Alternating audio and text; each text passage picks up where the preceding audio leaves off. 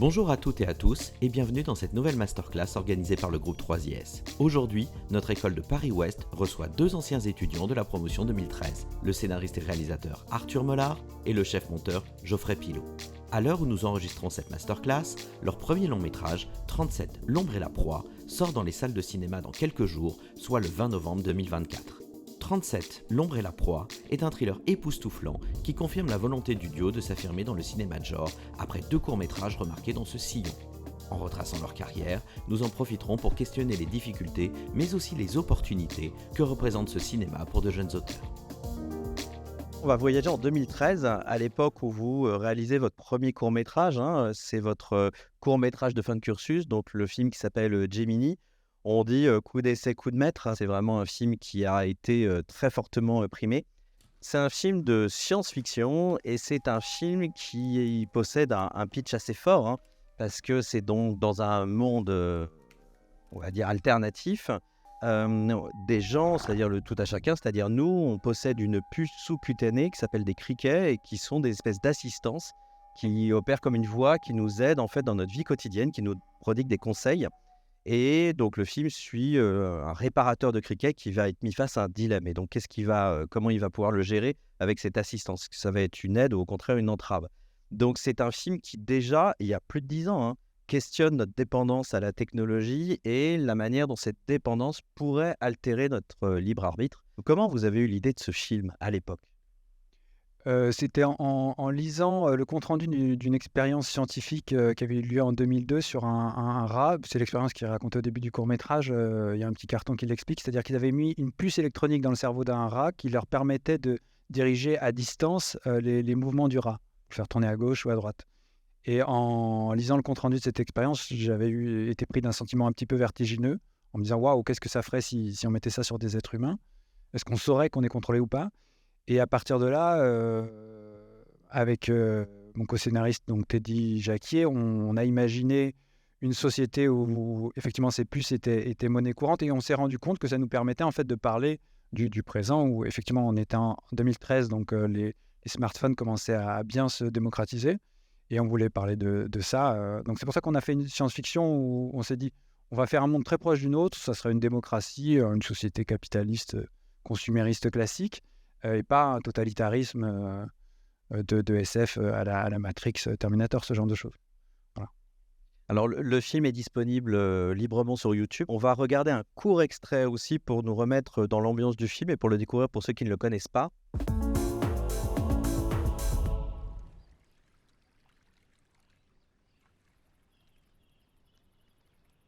Vous travaillez pour Gemini?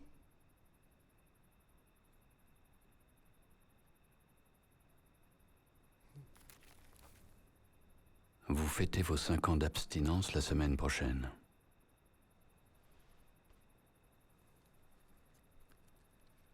J'ai un Gemini moi aussi. Jimbo. Dites. Vos criquets. Ça leur arrive souvent de prendre des décisions à notre place. Comment ça? Mon criquet, il bascule en mode automatique sans prévenir.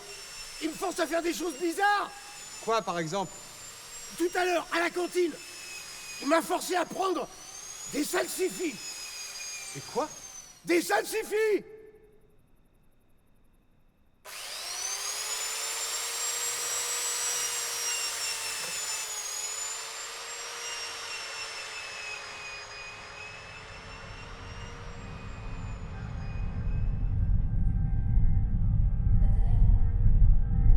Nathanaël?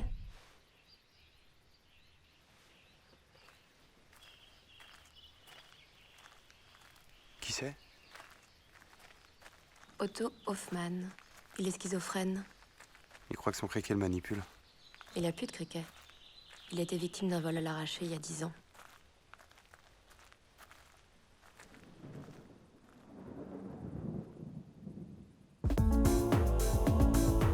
Avant de parler du genre du film et de la science-fiction, j'aimerais quand même qu'on s'arrête un instant sur le comédien du film, c'est Denis Lavant.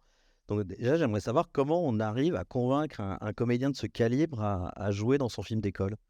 Moi, Denis Lavant, je savais qu'il faisait des tournages peu payés ou pas payés. J'avais été d'ailleurs sur un de ces tournages. Donc, pour... je m'étais dit, bah, peut-être il y a moyen. Et donc, c'est une intervenante de 3IS qui m'avait refilé son adresse postale, quoi.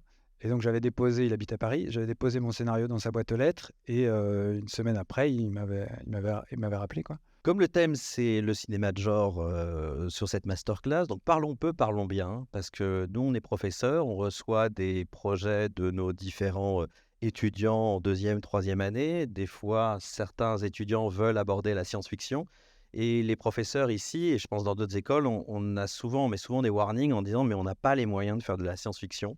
Parce que qui dit science-fiction dit création d'un univers, dit décor, dit accessoire, dit il faut fabriquer une singularité pour que ce ne soit pas notre réalité de tous les jours. Comment vous avez réussi à faire avec un budget de film d'école qui est quand même extrêmement limité? Ce qu'on s'est très très vite dit quand on a abordé la direction artistique de cet univers-là, c'est que dans cet univers, la technologie s'est tellement miniaturisée qu'elle s'est dématérialisée, qu'elle s'est lissée dans le réel, et donc en extérieur, on ne voit plus de technologie high-tech.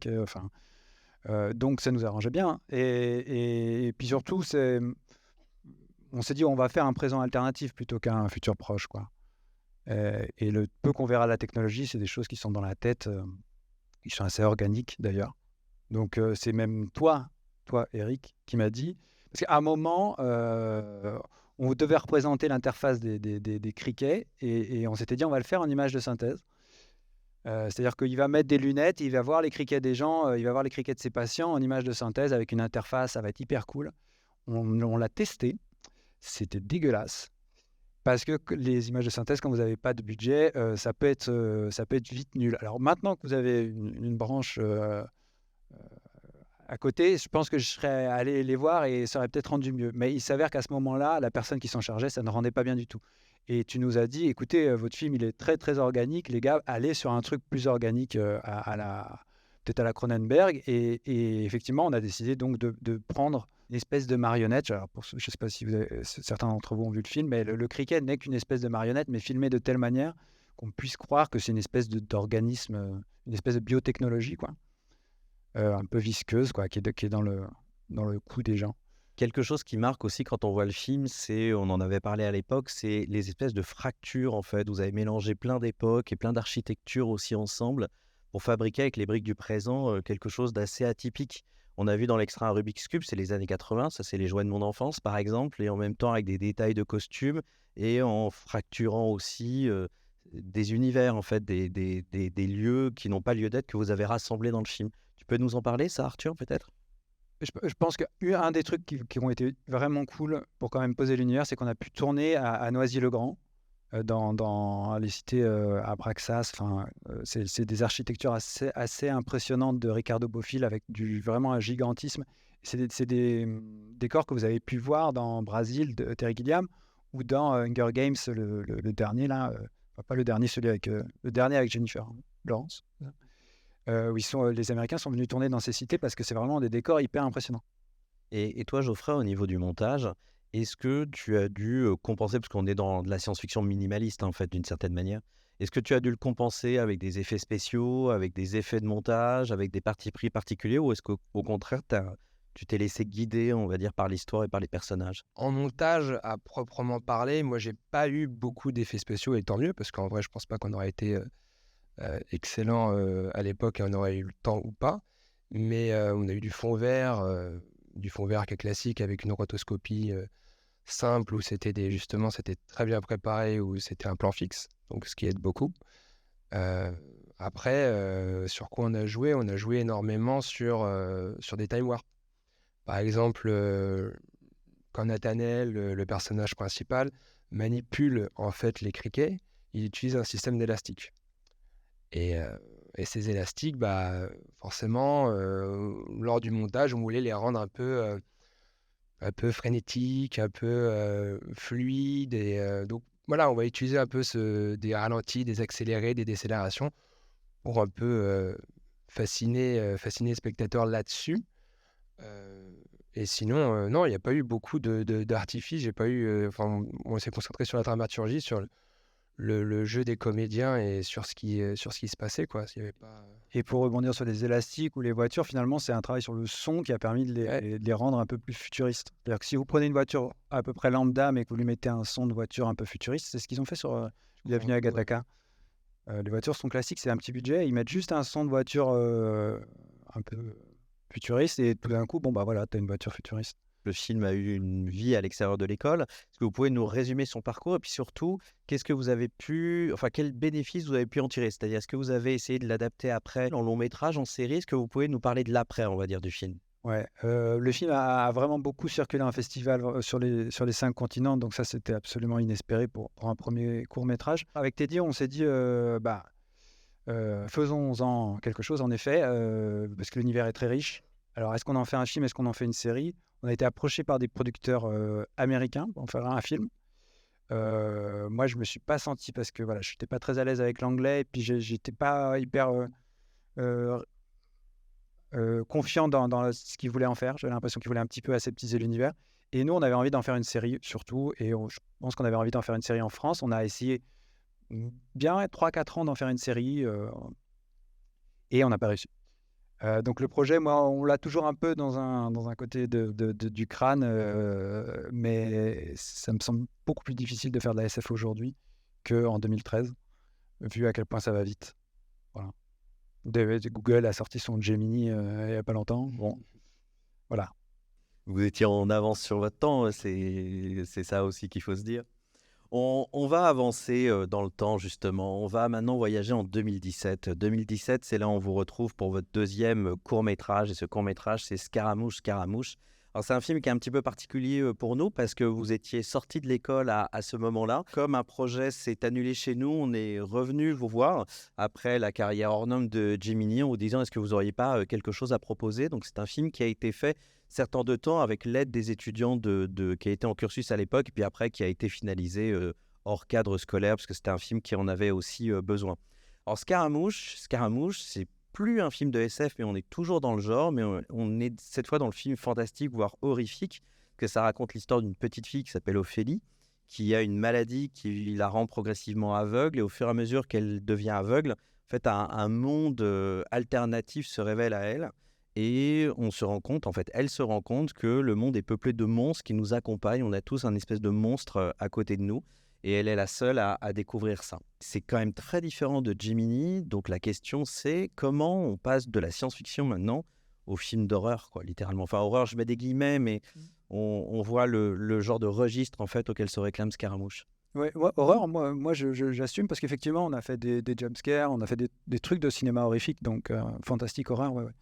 C'est un genre qu'on adore avec Geoffrey, vraiment, on en regarde énormément et à un moment, moi, j'ai eu envie de me frotter à ce genre-là pour faire plaisir à Geoffrey déjà. Et non, mais parce que aussi, j'étais pas totalement satisfait de la mise en scène de Gemini et je me dis si on va dans l'horrifique, c'est un genre qui oblige en termes de mise en scène à être beaucoup plus exigeant peut-être. Ouais, c'est souvent la mise en scène qui crée la peur, quoi. Et donc j'ai proposé je suis allé voir Teddy, donc le co-scénariste de Gemini, en lui disant viens, on fait un film horrifique. Après on a été rejoint en cours de route par Steven, ici présent, qui a collaboré au scénario. On a été 3 sur le scénario. L'idée moi que j'avais, c'est que je voulais faire un film sur les amis imaginaires, sur l'imagination d'un enfant, notamment sur la manière dont l'imaginaire peut pour un enfant lui servir de mécanisme de défense par rapport pour surmonter la solitude par exemple et l'isolement, et comment à partir d'un certain moment ce mécanisme de défense peut se retourner contre toi et ton imaginaire peut se mettre à devenir un obstacle. Je suis allé voir Teddy avec cette idée-là et je lui ai dit mais il nous faudrait un concept fort, quoi, au-delà des amis imaginaires. Et Teddy faisait souvent des cauchemars où il y avait des gens qui, dans son dos, se rapprochaient de lui quand il avait le dos tourné, en fait. Et ça, c'était son cauchemar. Il m'a dit, je fais souvent ce cauchemar-là. Et je lui ai dit, ouais, c'est 1, 2, 3 soleils, quoi. Et on s'est dit, ah d'accord, donc peut-être notre concept, il est là. On voulait un concept visuel, en gros. Notre référence, était It Follows, quoi. On voulait un truc de cet ordre-là. Et on s'est dit, faisons ça, hein. Faisons un ami imaginaire qui avance en mode 1, 2, 3 soleils. Et à partir de là, on a écrit le scénario avec Steven et Teddy. Et voilà. Le film est à nouveau disponible sur YouTube gratuitement, donc on vous encourage à le voir. Pour se remettre dans l'ambiance du film, on va justement voir un court extrait justement où la petite fille, Ophélie, du film, joue à 1, 2, 3 soleil. Elle va avoir une apparition étrange. 1,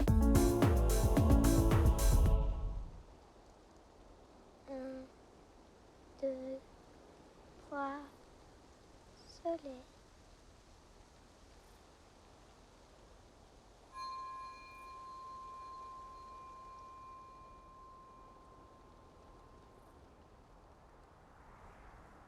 Un, 2, 3, soleil.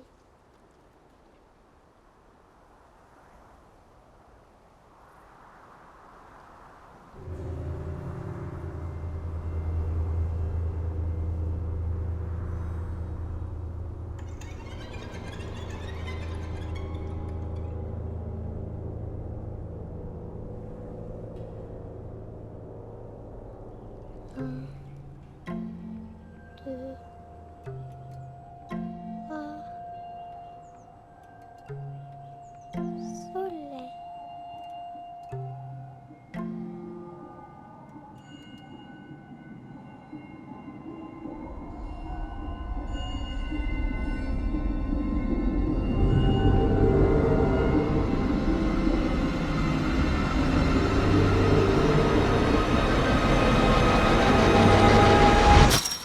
Allez, un plus.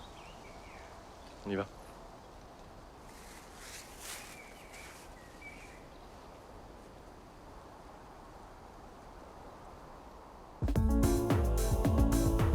On aura reconnu Denis Lavant qui revient dans ce cours.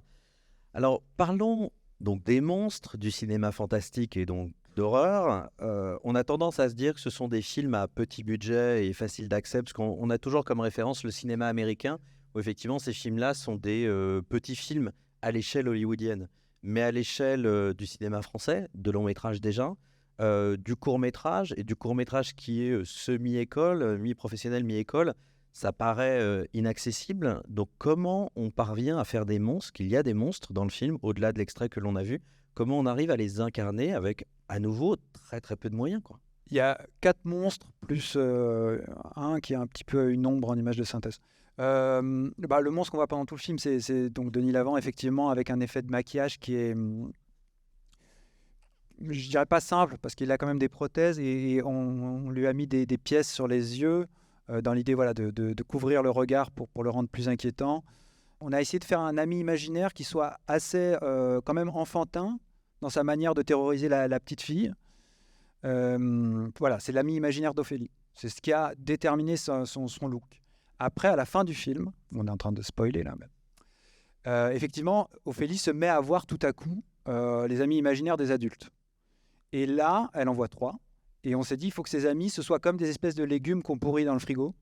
C'est-à-dire que c'est des amis imaginaires qui datent de leur enfance, mais les adultes, ils ne les voient plus, mais ils sont toujours là et ils sont forcément dégueulasses. Donc en termes de look, on s'est dit, on va partir sur quelque chose de beaucoup plus crade. Et on a...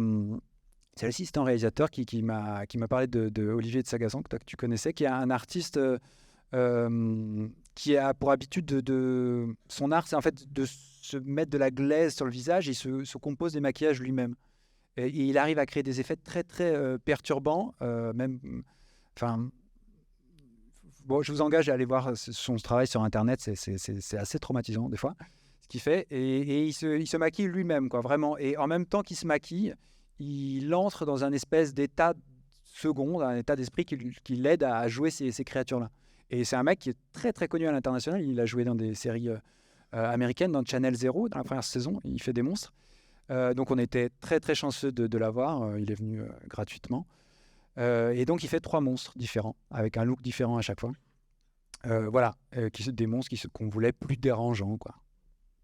C'est quelque part un peu la même mécanique, la même logique que vous aviez eue avec Gemini, avec la recherche des architectures en fait particulières, c'est-à-dire d'utiliser des personnes qui sont déjà là, qui font déjà des choses exceptionnelles. Olivier de Sagazan, c'est un artiste mais extraordinaire, c'est d'une force ce qu'il fait, et juste d'aller à leur rencontre et de les inviter dans votre univers, c'est cette démarche que vous avez faite.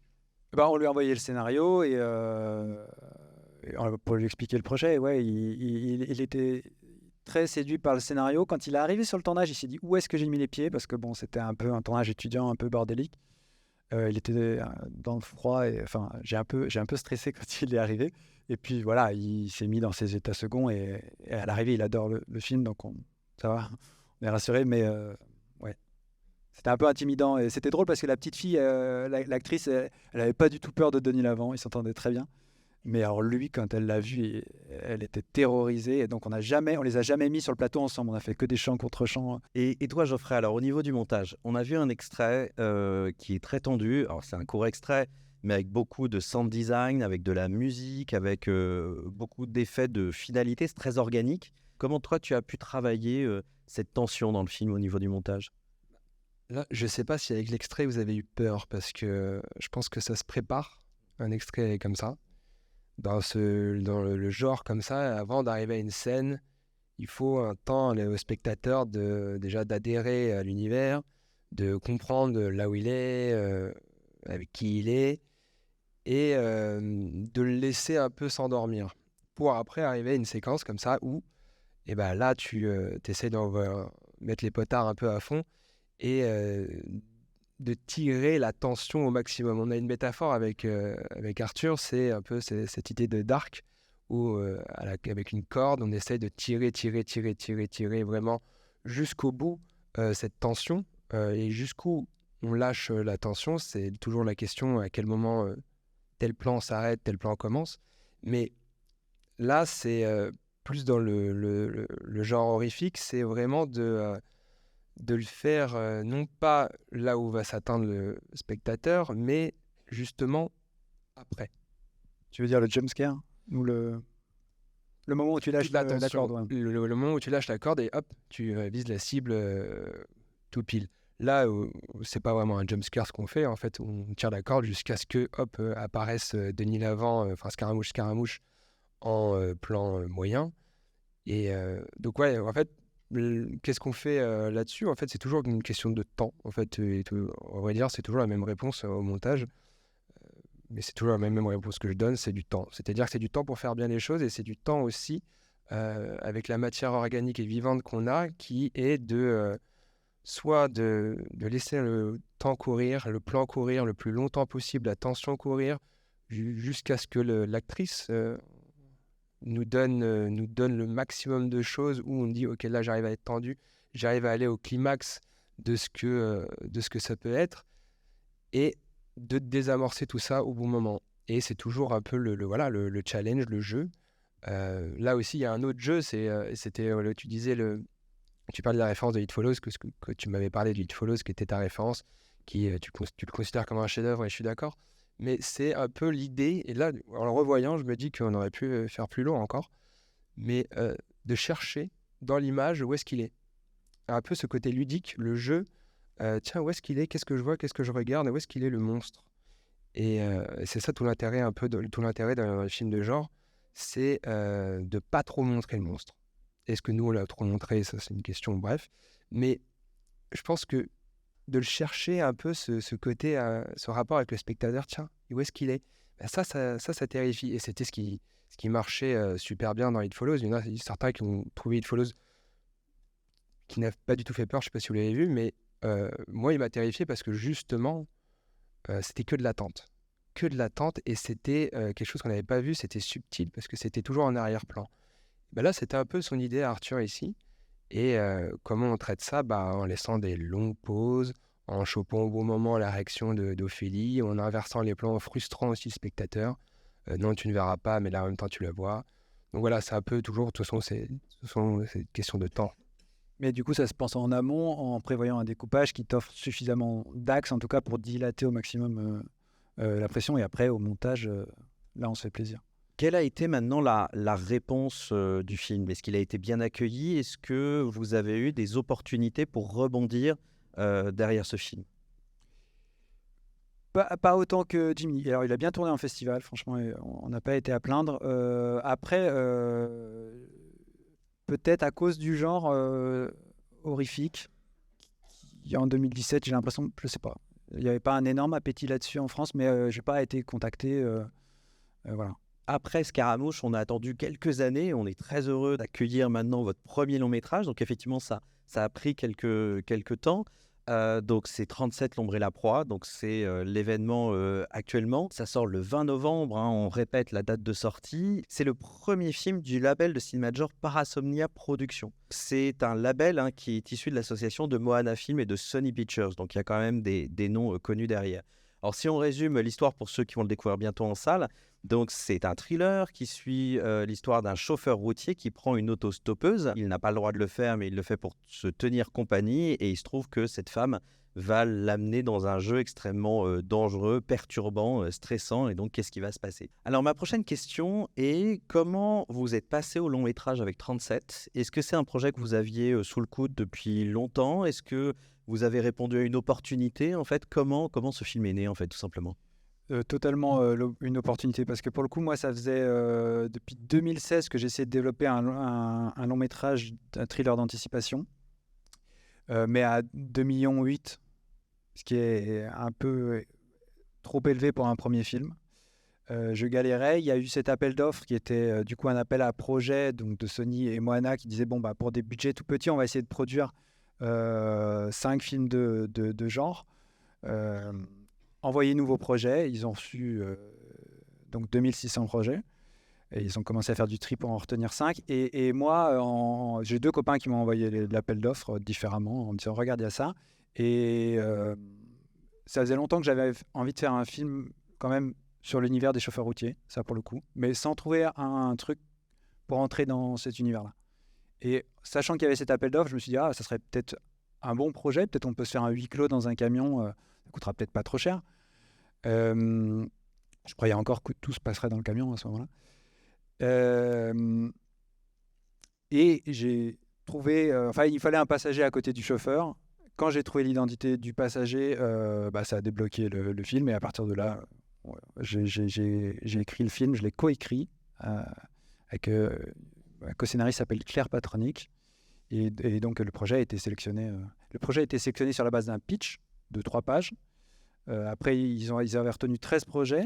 Ils ont demandé de développer un peu plus longuement. Ils nous ont payé pour développer un peu plus longuement. Et sur ces 13 projets, ils en ont retenu 5. Donc le nôtre qui est le premier à sortir dans ce label. Il y a 2 autres films qui vont arriver dans ce label-là, qui sont plus horrifiques. C'est une sacrée performance quand même, parce que 5 films, vous faites partie, donc le premier qui sort sur 2600 propositions, c'est quand même... c'est quand même la concurrence est rude, si je puis me permettre. Alors ce film-là est un thriller, c'est-à-dire que ce n'est ni un film de SF, ce n'est pas du fantastique non plus. Est-ce que c'était directement dans l'appel d'offres de mettre des limites par rapport au surnaturel, ou est-ce que c'était un désir dès le départ avec le pitch, avec l'histoire? Oui, non, dans l'appel d'offres, ils disaient un film de genre, pour eux c'était assez large, ça pouvait être thriller, ça pouvait être fantastique, horrifique, mais moi je voulais partir sur juste un thriller réaliste dans la diégèse, mais avec une approche esthétique qui puisse tirer vers le fantastique par contre, pour certaines scènes. Alors le film, tu l'as sous-entendu, il est fait avec un petit budget, mais en même temps, le film est bien produit. Comment tu as, particulièrement toi Arthur, essayé de mettre les limites budgétaires qui étaient fixées, j'imagine, dès le départ? Comment tu as réussi à les mettre dans le scénario? Comment tu as pu en faire une force, tout simplement? J'ai été bien cadré, c'est-à-dire que les producteurs, très, très diplomatiquement, m'ont dit ta scène avec les chevaux à la fin, ça va être compliqué, tu vois. Parce qu'il y avait des chevaux dans la bétaillère. Et pareil pour toutes les scènes qui pouvaient être un peu problématiques. Il y avait des scènes qui pouvaient être problématiques, mais on a dit non, mais là, c'est problématique peut-être budgétairement, mais si on n'a pas ça, le film ne tient pas. Et il y a des scènes on a tenu, et il y a quelques scènes qui ont été compliquées à faire, mais qu'on a quand même réussi à faire dans cette enveloppe-là. Et après, on avait un scénario de 90 pages qu'on trouvait bien, qu'on trouvait 90 pages, tu vois, pour faire 90 minutes, c'est normal, on dit une page, 1 minute à peu près. On avait un temps de tournage qui était prévu initialement de 25 jours de tournage. 1 mois avant le tournage, la directrice de production, qui a fait un travail vraiment absolument impressionnant sur le film pour nous obtenir tout ça, elle m'a dit 25 jours, on ne va pas y arriver avec ce budget-là. Il faut que tu descendes à 21 jours. Donc 21 jours, ça impliquait de faire des coupes dans le scénario. Donc on a dû couper 10 pages sur le scénario de 90 pages pour descendre à 80 pages, ce qui fait un film plus court quand même déjà. Et là, on a fait des choix d'écriture. On a été assez proactif en se disant, bon, on ne va pas faire de sacrifice. Le destin veut que le film ait une forme courte, ramassée. OK, fusionnons des scènes. Il y avait plus de flashbacks initialement, on les a enlevés. Et à l'arrivée, on est ravis d'avoir heureusement enlevé ces flashbacks parce que sinon, c'est Geoffrey qui les aurait fait sauter au montage et ça m'aurait fait de la peine. On a vraiment tourné que ce qui était dans le scénario. On était même trop court. En le tournage, ils se sont dit ça va être trop court. On devait livrer un film d'1h20. Donc, on a commencé à transpirer parce qu'on s'est dit en 21 jours, on va pas arriver à les faire. En général, on dit on tourne 2 minutes utiles par jour. Donc, faites le calcul, c'est pas possible en 21 jours. Forcément, on devait tourner beaucoup plus. On arrivait au montage à avoir un film qui allait être un tout petit peu trop court. Heureusement, Geoffrey pourra en parler. On a inventé des scènes au montage qui n'étaient pas dans le scénario. Et à l'arrivée, on a eu ce film qui fait 1h33. Donc voilà, à tous les niveaux, que ce soit en prépa, au tournage ou en post-production, on a dû trouver des idées pour pallier au budget, quoi. Et avant de questionner Geoffrey sur le montage, est-ce que tu as fait beaucoup de travail de préparation avec tes comédiens? Parce qu'il y a 2 comédiens qui portent le film sur leurs épaules. Comment s'est passé le travail avec eux? Alors, une toute petite parenthèse. En fait, c'est dur d'avoir un petit budget, mais en vérité, ce qui est dur, c'est d'avoir un petit temps de prépa, surtout. Parce que si vous avez un énorme budget et un petit temps de prépa, c'est une galère aussi absolue. Et nous, l'avantage qu'on a eu, c'est quand même un temps de prépa confortable. Ça nous a vraiment sauvé la mise. Et pour les comédiens, effectivement, on a eu le temps de répéter, notamment. Et on a répété absolument tout pour que ce soit calé au mot près, de sorte qu'au moment où on arriverait sur le tournage, il n'y aurait pas d'impro, quoi que ce soit. Tout devait être fluide, parce qu'on n'avait pas le temps, littéralement, d'improviser ou quoi que ce soit. Et les comédiens, on a là aussi, ce qui a sauvé le film, c'est le duo de comédiens qui sont 2 comédiens qui ont une expérience. Alors, il y en a Guillaume Potier qui joue le rôle principal, il vient du théâtre et ça lui arrive de jouer des pièces qui durent 8 heures, quoi. Enfin, il a ce bagage théâtral qui fait qu'il arrive, il connaît le texte sur le bout des doigts. Mélodie, elle a une expérience aussi, donc elle est suisse, elle a une expérience, elle a fait des séries en Allemagne et en Angleterre. Je crois que c'est son premier film en France. Elle est pareil, hyper pointue. C'est 2 comédiens qui ont une très très grande technicité de jeu. Et ça nous a absolument sauvé le film.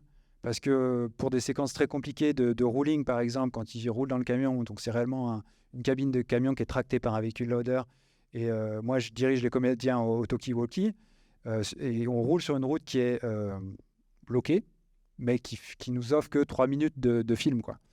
Et donc, s'il y a le moindre pépin ou s'il faut faire demi-tour au bout de 3 minutes, je pouvais leur dire au talkie-walkie, OK, tu redémarres 4 répliques plus tôt, reprends 4 répliques plus tôt. Ils connaissaient le truc tellement par cœur qu'ils redéroulaient le texte sans problème. On n'a jamais eu un pépin dans le film à cause des comédiens. Donc ça, déjà, ça nous a permis tout simplement de rentrer les plans qu'il fallait rentrer dans les temps et de tenir le film en 21 jours. Et toi, Geoffrey, qu'est-ce que tu peux nous raconter sur le montage du film? Parce que là, on est quand même sur une surface de long métrage. Donc un long métrage à tenir au niveau du montage, c'est pas la même endurance. On est sur un thriller sans spolier le moindre élément, mais qui nous tient en haleine jusque dans les dernières minutes. C'est-à-dire on est accroché sur notre siège jusqu'à l'apparition du générique de fin. Donc c'est quand même quelque chose qui est à négocier très difficile. Tu suggérais, Arthur, qu'il y avait des flashbacks qui ont été insérés, déplacés, recréés. Est-ce que tu peux nous raconter ton expérience sur le montage du film? On a été sollicité par la production de présenter les 20 premières minutes du film au début du montage. Donc c'était au bout de je ne sais plus combien de semaines, on devait présenter 20 minutes. Pour que la production sache OK, où est-ce que ça va, est-ce que le film va dans une bonne direction, pour les rassurer, quoi. Pour les rassurer, parce que voilà, si ils voulaient savoir. Et on a vite monté les 10 premières minutes, 15 premières minutes du film. Ouais, on l'a montré à 2 spectateurs tests. 2 spectateurs tests. Et en fait, on se dit avec Arthur, on n'a aucune attache, aucune accroche. Parce qu'au début, le film commençait par le personnage qui se réveille. On avait une interséquence dans le scénario, c'était une séquence d'intro dans le noir avec juste du son qui faisait... bref, c'était métaphorique, mais c'était dans le noir. Et après, le personnage se réveillait. Le problème, c'est qu'on était attaché à rien. On ne savait pas où est-ce qu'on allait débarquer. On ne connaissait pas ce personnage. On s'en foutait de lui. C'est-à-dire que, ok, mais qu'est-ce qui va lui arriver après dans le tunnel? On s'en moquait éperdument parce qu'on n'était pas accroché émotionnellement avec lui, avec son histoire. En fait, il n'y avait pas de background déjà créé. Donc, qu'est-ce qu'on a fait? On s'est dit, après maintes essais, et voilà, on s'est dit, tiens, on va créer une nouvelle séquence qui n'est pas notre premier cauchemar qu'on crée, parce qu'on l'a fait aussi sur Scaramouche. Et on a créé voilà, donc cette idée du cauchemar où Vincent est introduit, on surprend le spectateur. Oui, certes, on joue le côté du réveil, mais au moins on le fait au début du film, pas à la fin, c'est mieux. Et en utilisant des rushs préexistants, quoi, d'une autre scène. Et le challenge, c'était de faire faire croire que c'était totalement deux scènes distinctes. Alors, en fait, c'était la même scène. Et est-ce que vous avez dû faire, est-ce que c'est une méthode que vous avez utilisée, des projections tests? Parce que vous parliez de spectateurs tests au tout début, mais est-ce que c'est quelque chose que vous avez remis en place avec peut-être plus de monde, des gens que vous ne connaissiez pas, des échantillons un petit peu différents? Est-ce que vous avez travaillé de cette manière-là pour affiner le montage final? Ouais, c'est vital.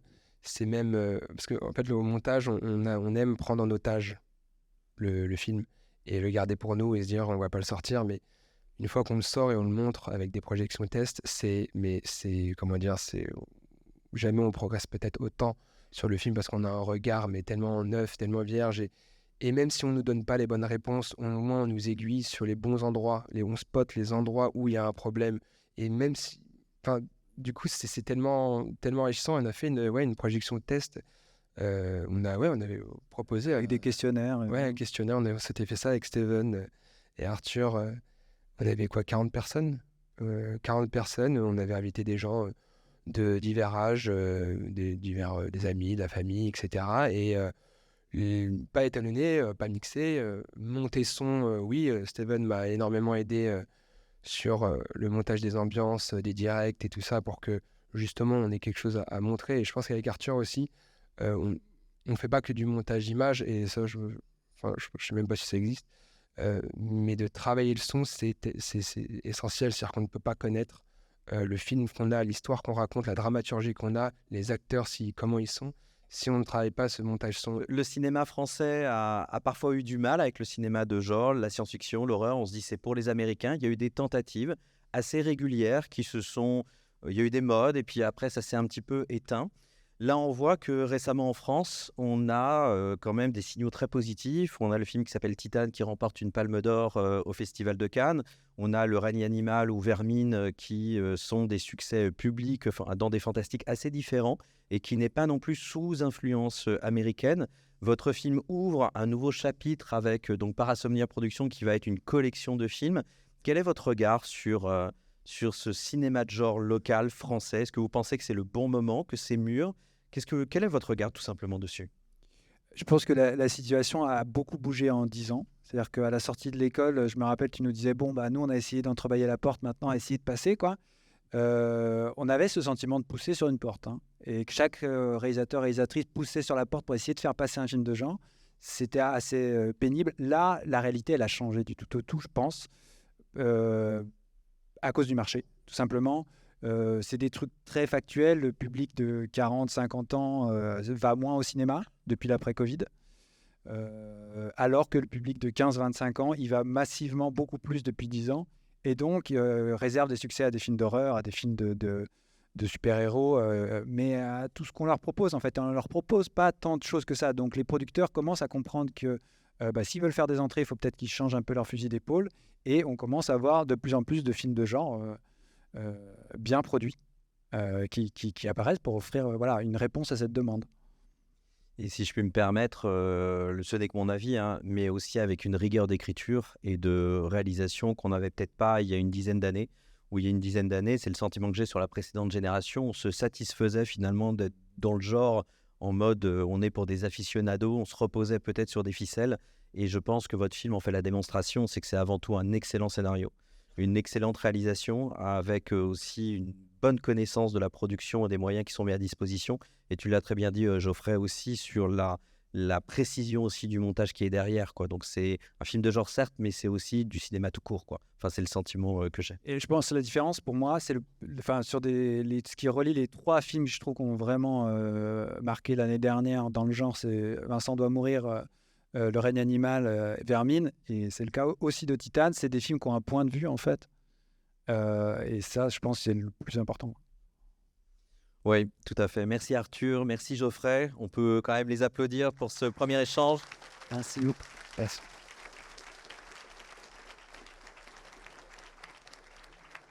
Alors, on se retourne maintenant vers vous. Vous devez sûrement avoir plein de questions à leur poser. Bonjour. J'aimerais savoir, c'est quoi la principale différence entre la réalisation d'un long métrage et de court métrage, comme vous avez déjà fait? Bon, il y a évidemment que le tournage étant plus long, il y a un côté endurance, tu vois, il y a un côté marathon. Mais moi, la principale difficulté, je vais dire, que j'ai vue par rapport au court-métrage, c'est la continuité émotionnelle.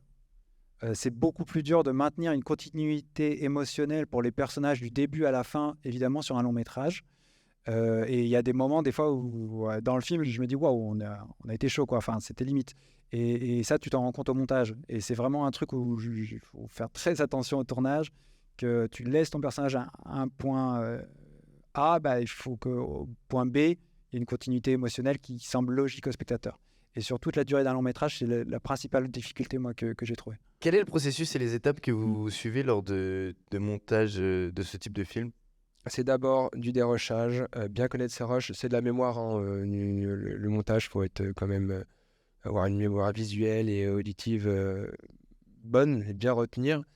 Pas mal de références aussi, c'est toujours important. Et voilà, baber le plus rapidement possible pour après ne pas oublier que c'est une matière vivante et t'en fais ce que tu veux. Tu mets, tu sais, c'est un puzzle que tu mets vendredi dans mercredi et ainsi de suite. C'est vraiment, tu peux à peu près tout faire. C'est pour ça que nous, on avait recréé cette séquence au début, mais en fait, elle n'était pas prévue. Après, le scénario était tel, parce que l'évolution des personnages était bien ficelée, donc en fait, on a gardé cette continuité, et pourtant, on a essayé de la changer, hein, mais elle est restée. Donc voilà. Je sais pas si et pour ajouter une étape qui nous a vraiment, ce qu'on ne faisait pas sur des cours, mais qu'on a fait sur le long, et qui nous a fait gagner un temps mais hyper précieux, parce qu'on n'avait pas non plus 1000 semaines de montage. On en a obtenu 16 à l'arrivée. C'est qu'on avait un assistant monteur, donc qui était Steven, et ça, c'était hyper important, parce qu'il pouvait nous aider, comme Geoffrey l'a dit, il nous aidait au niveau du son, il nourrissait le film en son, pour qu'on ait des meilleures idées avant de passer au montage son proprement parlé. Et surtout, on a fait un truc hyper cool. Steven, il a déroché chaque réplique du film. Pour chaque réplique, on les avait sous tous les axes. Et nous, on n'avait plus qu'à regarder cette espèce de bout à bout de chaque réplique, et pour choisir celles qu'on voulait, bah... Ouais, j'appelle ça des babs, du coup, encore, de certaines prises. C'est-à-dire que, typiquement, le rolling, on parlait tout à l'heure, où dans le camion, en fait, ils font tout le dialogue. Bah, tu mets tel mot, enfin, telle phrase, du moins, et tu les empiles. Et Steven, on lui avait demandé de faire toutes les phrases, avec un interstice noir entre chaque, pour qu'après, moi, j'ai différentes timelines. Je rebascule, ok, c'est quoi au jeu? Et en fait, avec Arthur, on se les réécoutait comme une musique. Et puis, on choisissait, après, on essayait. Et ça, j'avoue que de ne pas avoir dû à le faire et que Steven l'ait fait, je te remercie encore. Parce qu'en vrai, ça pousse à une précision de jeu, ça te pousse à une précision de découpage, et c'est essentiel pour moi. Et je pense qu'on ne pourrait pas travailler autrement qu'en faisant ces babs-là de chaque parole, chaque jeu, ainsi de suite. Ou même une action, hein. Tu peux le faire sur une action, tu peux, tu vois, tel passage, tu sais que, ok, en fait, il faut réduire, tu vois, réduire tes rushs pour les déjà penser à un découpage. Et ça, c'est très important.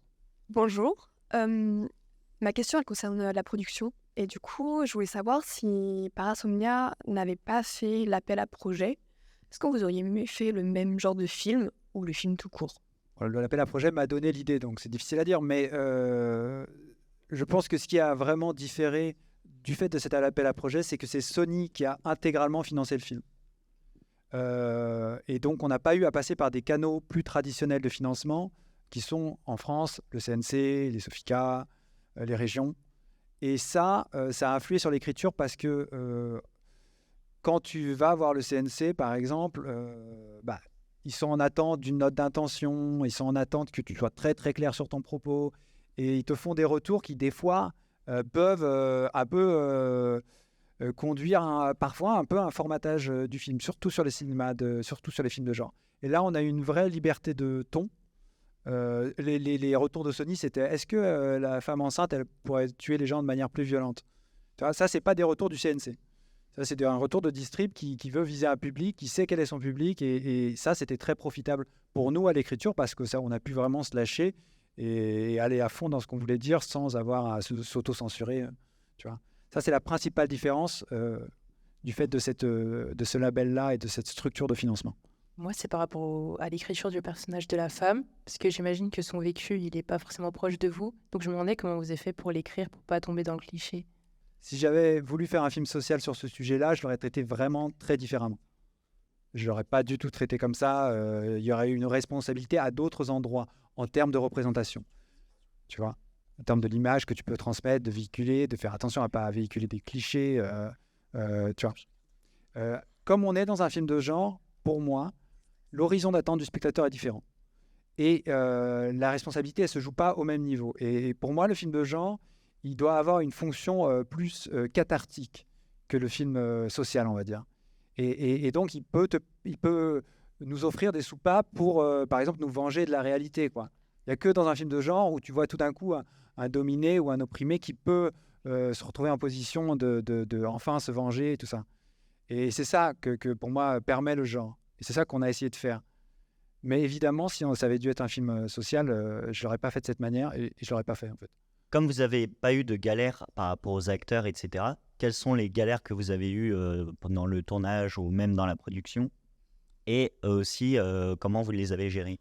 Moi, la première galère, j'ai l'impression que c'est le seul mot que je vais dire aujourd'hui, le temps. C'est-à-dire que on nous demande de faire beaucoup avec moins de temps possible.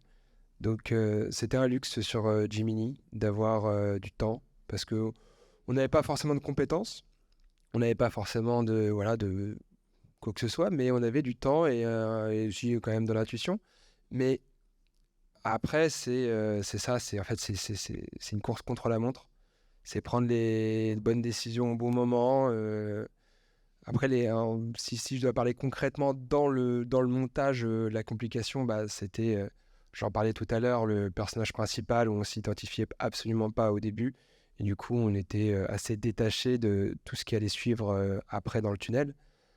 Sinon, en termes de montage, moi, j'ai pas eu de complications, de vrais problèmes, parce que c'était que des choix et je conçois pas le choix comme un problème. C'est juste le temps où en fait, il faut faire les bons choix assez rapidement et se laisser le temps aussi de se tromper, parce que c'est quand même vachement bien de se tromper et de pouvoir se tromper. Et les galères de tournage, c'était pareil, c'était le temps en fait. C'est que comme les journées sont très courtes et qu'on n'avait pas le droit de faire des heures sup, on devait rentrer tous les plans en très très peu de temps et on n'arrivait jamais à faire tous les plans. Ce qui fait que du coup, on se retrouve au montage des fois avec des plans qui manquent et ça c'est le pire. Et des fois c'est Geoffrey qui allait chercher dans une autre scène le plan qui nous manquait. Enfin, il y a eu beaucoup de bidouilles à ce niveau-là. Donc c'était sur le tournage, c'était le temps en permanence. Très bien, merci beaucoup. Merci à vous. Merci. C'est la fin. Alors j'ai quelques remerciements à donner. Alors Arthur, Geoffrey et Steven Jean qui est aussi avec nous, qui est assistant monteur sur le film à l'Uni 2013. S'il vous plaît, si on peut les applaudir. Merci à eux. Merci. Allez au cinéma. On va tous massivement au cinéma le 20 novembre 2024 pour soutenir 37 L'Ombre et la Proie. J'aimerais vraiment remercier aussi Étienne et Frédéric de Sony Pictures France qui nous ont quand même beaucoup accompagnés, qui ont donné beaucoup de leur temps et qui ont fait quand même beaucoup de largesse pour que cette masterclass ait lieu dans les meilleures conditions. Donc merci à eux. Alors merci à tous et à toutes et on se retrouve très bientôt pour de nouvelles masterclass aussi bien ici que dans nos autres campus de 3IS. Merci et bonne soirée. Au revoir. Bonne soirée. Bonne soirée.